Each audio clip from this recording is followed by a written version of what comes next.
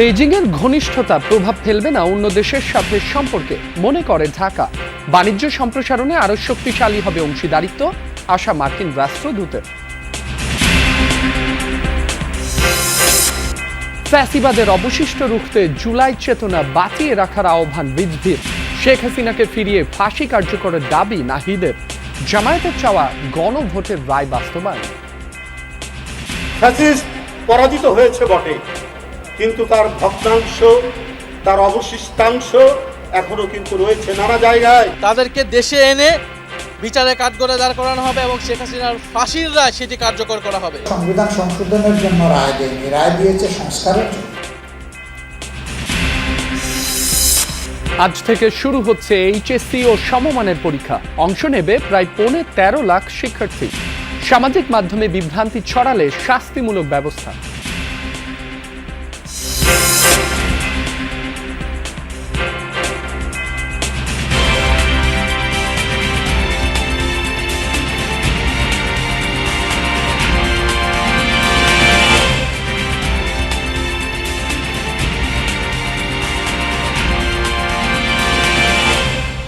যমুনা নিউজে আমন্ত্রণ। আপনাদের সঙ্গে আছে মাসুম রাব্বি। এতক্ষণ শিরোনাম দেখছিলেন। শুরুতেই ফিফা বিশ্বকাপের খবর।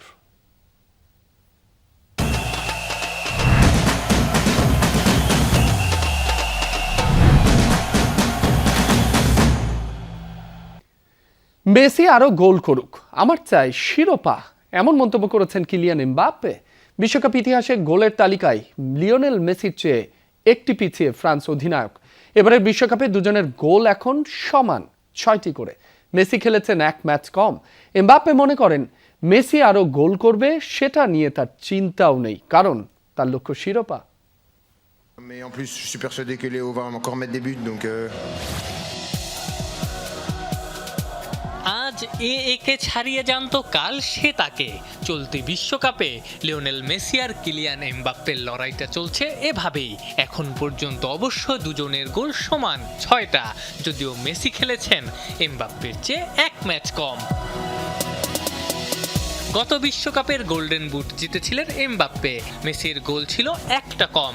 এবারও যে গতিতে দুজনে ছুটছেন, প্রশ্ন উঠতে শুরু করেছে শেষ পর্যন্ত কে জিতবেন গোল্ডেন বুট, কিংবা কে উঠবেন বিশ্বকাপ ইতিহাসের সর্বোচ্চ গোলের এভারেস্টে।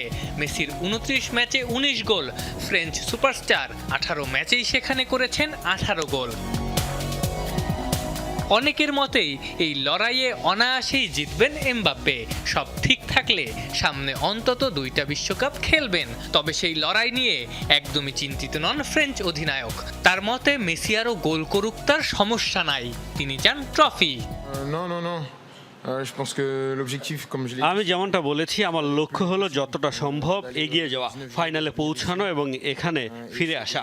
আমরা জেতার চেষ্টা করছি, ধাপে ধাপে এগোচ্ছি। অবশ্যই যত বেশি গোল করব তালিকায় তত উপরে উঠতে থাকবো, এটা তো নতুন করে বলার কিছু নেই। কিন্তু আমি এটাও নিশ্চিত যে লিও মেসি আরও গোল করবে, তাই আমি সেদিকে খুব বেশি মনোযোগ দিই না। বরং আমাদের সম্ভাব্য প্রতিপক্ষ এবং আমাদের লক্ষ্য যেটা, ফাইনালের কতটা কাছাকাছি আমরা পৌঁছাচ্ছি, সেদিকেই বেশি মনোযোগ দিচ্ছি। plus les adversaires qu'on peut jouer. গত রাতে সুইডেনকে 3-0 গোলে হারিয়ে শেষ 16তে পৌঁছেছে ফ্রান্স।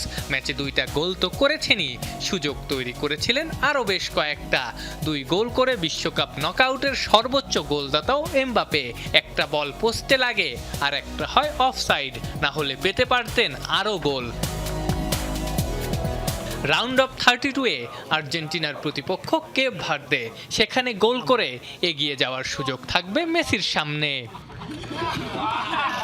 আফনান পিয়াল, যমুনা স্পোর্টস। 3টি নতুন উপজেলা ও 1টি থানা অনুমোদন দিয়েছে প্রশাসনিক পুনর্বিন্যাস সংক্রান্ত জাতীয় বাস্তবায়ন কমিটি নিকার। উপজেলা 3টি হচ্ছে চট্টগ্রামের ফটিকছড়ি উত্তর, কুমিল্লার বাঙ্গরা এবং ময়মনসিংহের দক্ষিণ গফরগাঁও। প্রশাসনিক পুনর্বিন্যাস সংক্রান্ত জাতীয় বাস্তবায়ন কমিটি চট্টগ্রামের ফটিকছড়ির 6টি ইউনিয়ন নিয়ে ফটিকছড়ি উত্তর উপজেলা, কুমিল্লার মুরাদনগরকে ভাগ করে বাঙ্গরা ও ময়মনসিংহের পাগলা থানার 8টি ইউনিয়ন নিয়ে দক্ষিণ গফরগাঁও উপজেলার অনুমোদন দেয়। এছাড়া চট্টগ্রামের হাটহাজারী থানাকে বিভক্ত করে গঠন করা হয়েছে হালদা থানা।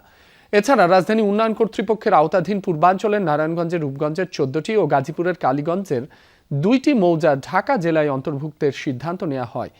এতে এই জেলার জমি বাড়বে প্রায় ৬,০২১ একর। এদিন ঢাকা দক্ষিণ সিটি কর্পোরেশনের সড়ক ব্যবস্থাপনা নিয়ে বৈঠক করেন প্রধানমন্ত্রী তারেক রহমান।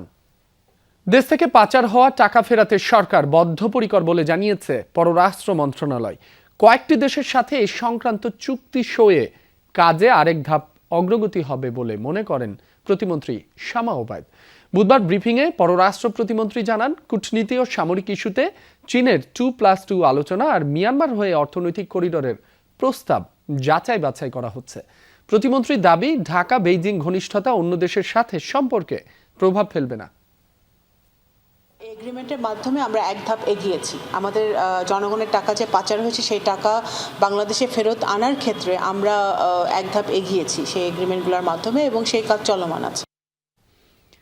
দ্বিপাক্ষিক বাণিজ্য সম্প্রসারণের মাধ্যমে বাংলাদেশ ও যুক্তরাষ্ট্রের অংশীদারিত্ব আরও শক্তিশালী করার প্রত্যয় ব্যক্ত করলেন মার্কিন রাষ্ট্রদূত ব্রেন্ট টি ক্রিস্টেনসেন। দেশটির 250তম বার্ষিকী উপলক্ষে চট্টগ্রাম থেকে আমেরিকা উইকের সূচনাকালে এ সাক্ষাৎকারে বিভিন্ন বিষয়ে কথা বলেন তিনি। দুদেশের পারস্পরিক সম্পর্কের পাশাপাশি স্বাধীনতার ইতিহাস, প্রতিরক্ষা সহযোগিতা, উন্নয়ন ও বিনিয়োগ পরিকল্পনা তুলে ধরেন রাষ্ট্রদূত।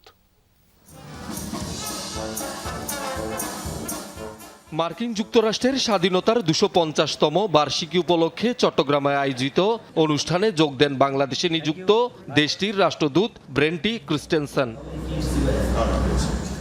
এক ফাঁকে যমুনা নিউজকে দেয়া সাক্ষাৎকারে তিনি বাংলাদেশ যুক্তরাষ্ট্র উভয় দেশের স্বাধীনতা সংগ্রামের কথা তুলে ধরেন। আমেরিকার 250 বছরের ইতিহাস গণতন্ত্র ও আত্মশাসনের সবচেয়ে বড় এবং সফল পরীক্ষাগুলোর একটি। বিশ্বের অনেক মানুষ এই ইতিহাস থেকে অনুপ্রেরণা পেয়েছে, যার মধ্যে বাংলাদেশের স্বাধীনতা সংগ্রামও রয়েছে। আমরা শুধু আমাদের অতীতের ইতিহাসই তুলে ধরতে চাই না, সেই ইতিহাস ভাগ করে নিতে পেরে আমরা আনন্দিত।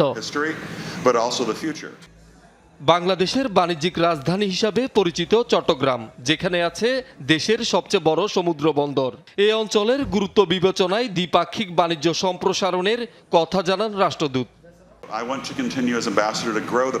বাংলাদেশ ও যুক্তরাষ্ট্রের অংশীদারিত্ব আরও শক্তিশালী করতে চাই। আমরা যেসব ক্ষেত্রে একসঙ্গে কাজ করছি সেগুলো আরও সম্প্রসারণ করতে চাই। এর মধ্যে ব্যবসা বাণিজ্য একটি গুরুত্বপূর্ণ ক্ষেত্র, আর চট্টগ্রাম হচ্ছে ব্যবসার শহর। বাণিজ্যিক কূটনীতি আমাদের প্রচেষ্টার একটি গুরুত্বপূর্ণ অংশ, তাই এখানে এসে ব্যবসায়ী সম্প্রসারণের সঙ্গে সম্পৃক্ত হওয়া অত্যন্ত গুরুত্বপূর্ণ। যুক্তরাষ্ট্রের 250তম স্বাধীনতা দিবস উদযাপনে বাংলাদেশেও অনলাইন অফলাইনে থাকছে সপ্তাহব্যাপী নানা কর্মসূচি। চট্টগ্রাম ছাড়াও ঢাকা, সিলেট ও রাজশাহীতে থাকবে জমকালো আয়োজন। আমরা চট্টগ্রাম থেকে আমেরিকা উইক উদযাপনের সূচনা করেছি, কারণ এটি বাংলাদেশের দ্বিতীয় বৃহত্তর শহর এবং একটি গুরুত্বপূর্ণ বন্দর নগরী। যুক্তরাষ্ট্রের সঙ্গে এই শহরের দীর্ঘ ইতিহাস রয়েছে। আমার ব্যক্তিগতভাবে এই শহরের সঙ্গে অনেক স্মৃতি জড়িয়ে আছে। প্রতিরক্ষা, ব্যবসা বাণিজ্য সহ নানা ক্ষেত্রে দুদেশ একসঙ্গে কাজ করবে বলে আশা মার্কিন রাষ্ট্রদূতের। শহীদুল সুমন, যমুনা নিউজ, চট্টগ্রাম। আজ থেকে সারা দেশে শুরু হচ্ছে এইচএসসি ও সমমানের পরীক্ষা। অংশ নিচ্ছেন 12,70,583 জন শিক্ষার্থী। সচিবালয় ব্রিফিংয়ে শিক্ষামন্ত্রী জানিয়েছেন, নিরাপত্তা নিশ্চিত ও নকল প্রতিরোধে কেন্দ্রে কেন্দ্রে পুলিশের কাছে থাকবে বডি ওর্ন ক্যামেরা। সামাজিক যোগাযোগ মাধ্যমে প্রশ্ন ফাঁসের ভুয়া গুজব বা বিভ্রান্তিকর তথ্য ছড়ালে নেওয়া হবে কঠোর ব্যবস্থা। আর শিক্ষা উপদেষ্টা আশা করেন, ভীতি ছাড়া সুন্দর সুষ্ঠু পরিবেশে হবে এবারের পরীক্ষা। গুরুত্বপূর্ণ এই পাবলিক পরীক্ষায় বৃহস্পতিবার থেকে সারা দেশের 9,439টি শিক্ষা প্রতিষ্ঠানের পরীক্ষার্থীরা অংশ নিচ্ছেন। 2,697টি কেন্দ্রে পরীক্ষা দেবেন 6,48,614 জন ছাত্রী ও 6,21,969 জন ছাত্র। এবার 9টি বোর্ডে অভিন্ন প্রশ্নে পরীক্ষা হচ্ছে। মাদ্রাসা ও কারিগরিতে কমন বিষয়গুলোতে একই প্রশ্নপত্রে পরীক্ষা হবে আগামী বছর থেকে।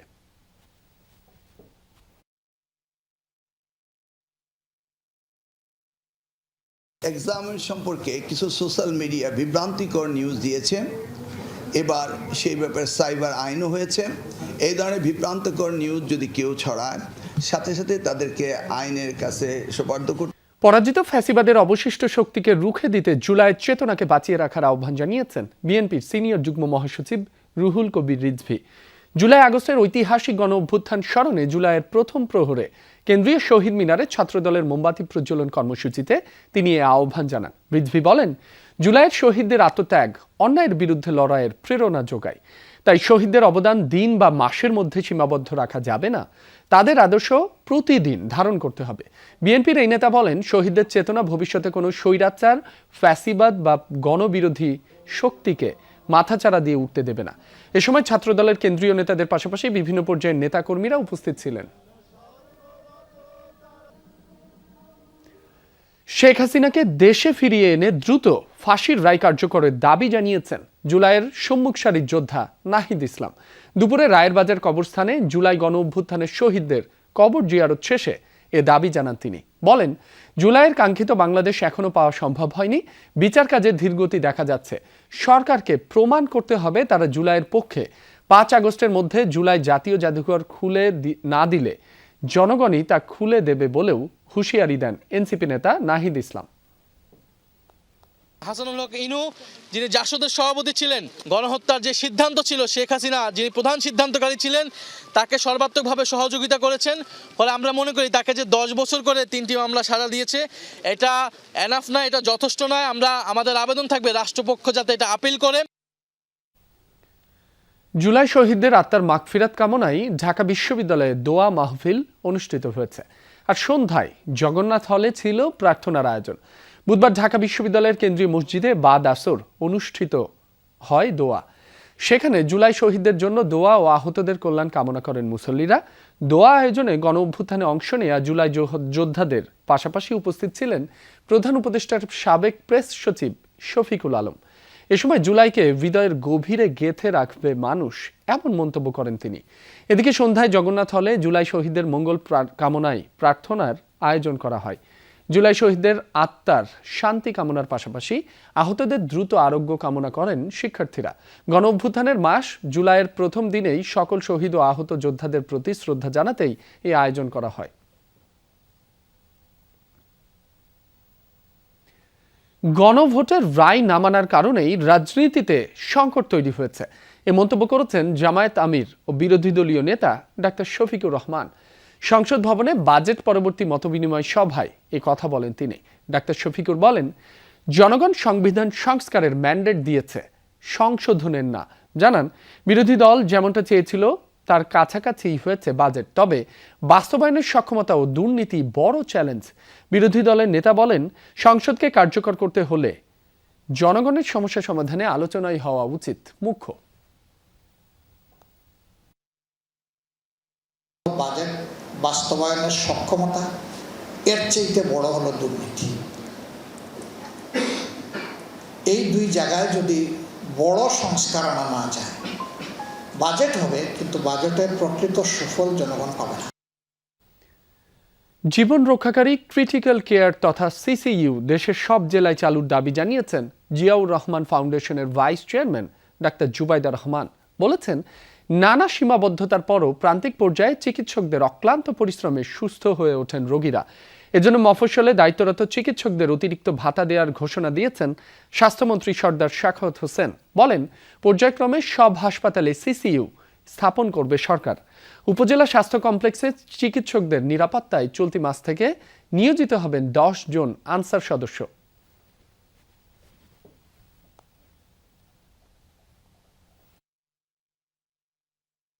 সুষ্ঠু ব্যবস্থা অনেক স্থানে না থাকলেও চিকিৎসক ভাই ও বোনেরা অক্লান্ত পরিশ্রমের দ্বারা অপরিসীম নিষ্ঠায় দেশের নিবিড় পরিচর্যা বা ক্রিটিক্যাল কেয়ার সেবা দিয়ে সুস্থ করে তুলছেন।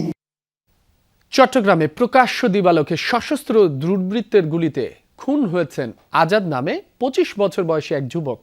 বুধবার বিকালে নগরীর ফরেস্ট গেটে এই ঘটনা ঘটে। পুলিশ ও প্রত্যক্ষদর্শীরা জানান, সড়কের এক পাশ দিয়ে হেঁটে যাচ্ছিলেন ওই যুবক। হঠাৎ পেছন থেকে এক দুর্বৃত্ত গুলি করলে সড়কে লুটিয়ে পড়েন তিনি। স্থানীয়রা উদ্ধার করে চট্টগ্রাম মেডিকেল কলেজ হাসপাতালে নিলে কর্তব্যরত চিকিৎসক মৃত ঘোষণা করেন। পাঁচলাইশ থানা পুলিশ ঘটনাস্থলে গিয়ে আলামত সংগ্রহ করে। তারা জানান, নিহত আজাদের শরীরের ডান পাশে গুলির চিহ্ন রয়েছে। তার বাড়ি হামজারবাগে, তবে হত্যার কারণ তাৎক্ষণিক জানাতে পারেনি কেউ।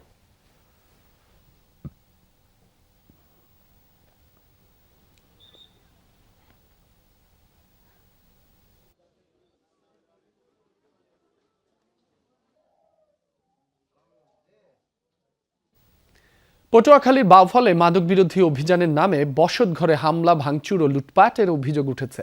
প্রত্যক্ষদর্শীরা জানায়, মঙ্গলবার রাতে কয়েকজন তরুণকে নিয়ে বাউফলের পশ্চিম কালাইয়া গ্রামে মাদক বিরোধী অভিযান চালায় ছাত্র আন্দোলনের সমন্বয়ক দাবি করা সাইফুল ইসলাম রাব্বি।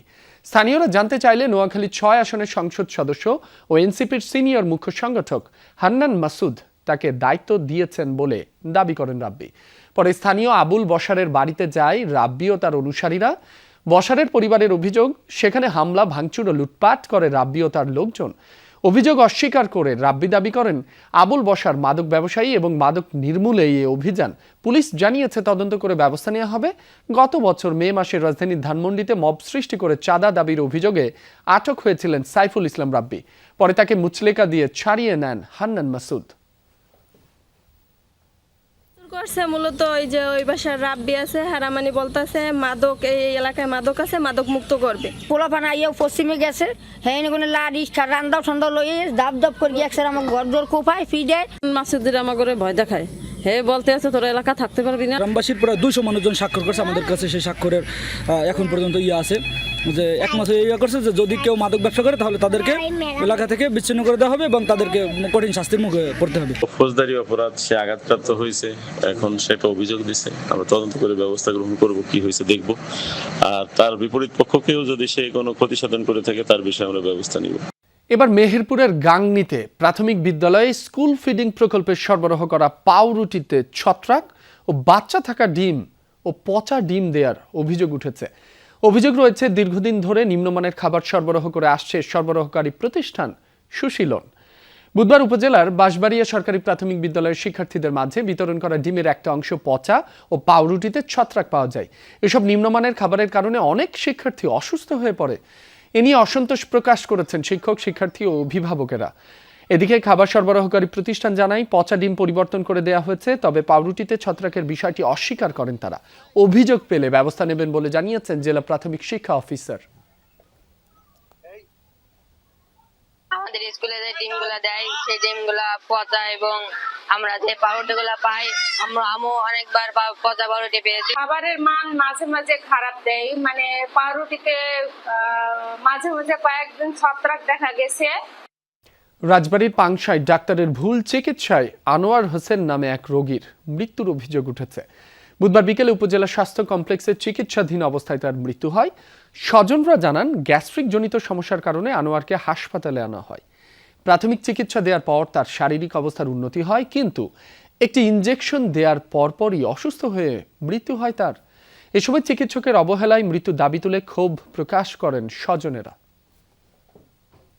তিস্তা মহাপরিকল্পনা বাস্তবায়নের দাবিতে রংপুর সহ 8 জেলায় আলোর মিছিল করেছে তিস্তা বাঁচাও, নদী বাঁচাও সংগ্রাম পরিষদ।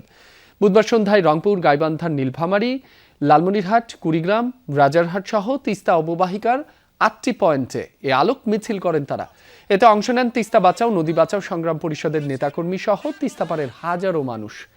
এ সময় তারা তিস্তা মহাপরিকল্পনার সব ধোঁয়াশা দূর করে সংশোধিত বাজেটে বরাদ্দ প্রদান, একনেকে প্রকল্প পাস, সুনির্দিষ্ট রোডম্যাপ, সঞ্চয়পত্রের মাধ্যমে তহবিল সংগ্রহের দাবি জানান। দর্শক, এই ছিল যমুনা নিউজের এখনকার আয়োজনে। এতক্ষণ যারা সাথে ছিলেন সবাইকে ধন্যবাদ।